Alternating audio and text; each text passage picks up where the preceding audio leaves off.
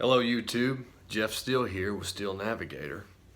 Today's video topic is on the question, should you refinance your house? Okay. Interest rates are continuously being cut and have been doing so for some time.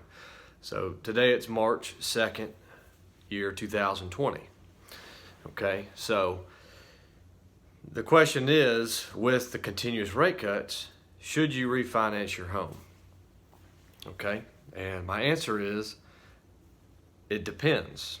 Okay, if you are going from if you want to go from a 15-year loan to a 30-year loan, or if you want to go from a 30-year loan to a 15-year loan, that would be one exception. Okay, the next exception would be to significantly reduce your interest rate. Okay, so at what point can you say, I will significantly reduce my interest rate? Because if they're continuously cutting, we all think, well, I want to keep waiting so I can get the lowest interest rate. Okay, but we don't have a crystal ball. We don't know when the rate cuts are going to stop. We don't know when they're going to increase rates again. Okay, so it's always a gamble. So the rule of thumb is, okay, you always want to go with a fixed rate, number one. And number two, if you cannot at least cut your interest rate by an entire percentage point, so for example, if your current interest rate is 4%, if you cannot at least get 3% or less locked in, it's not worth your time, okay? It's simply not. The hassle work, the fees, the closing costs involved, the amount of money you'll save per month, it will almost wash out, and it's just not worth your time. But if you can go from a 4% to a 3% or a 2.75 or 2.5%, in those situations, it is worth it, okay? So you'll be able to significantly improve your cash flows per month in doing so. Okay, and that is a rule of thumb. If you can reduce by at least one whole percentage point, then it is worth it.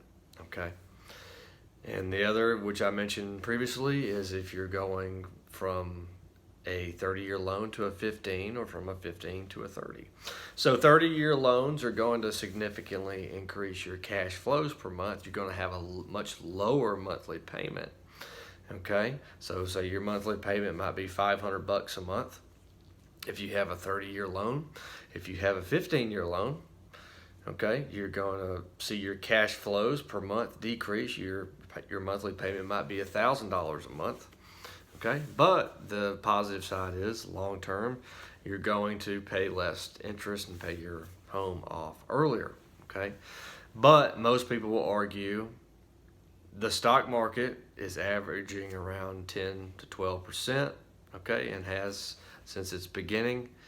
And even if you have a 4 or 5% interest rate, you want to do a 30-year loan, put the difference that you would put towards the home into some type of diversified portfolio, okay? And then in reality, you'll be profiting 5 or 6 or 7%, okay, by not paying off your home early, because you'll make more money, okay? So those are the two exceptions as far as when you should refinance your home. One, if you're going from a 30 to a 15, or a 15 to a 30 year, you want to make that change. Or two, if you can reduce your interest rate by at least 1 whole percent, okay? Say going from 4% to a 3%, or say a 3% to a 2%. That would be the two exceptions, okay? Hope you enjoyed the video. Share the video if you would. Tap the thumbs up icon, the bell icon, and subscribe. I do appreciate you watching. Have a nice evening.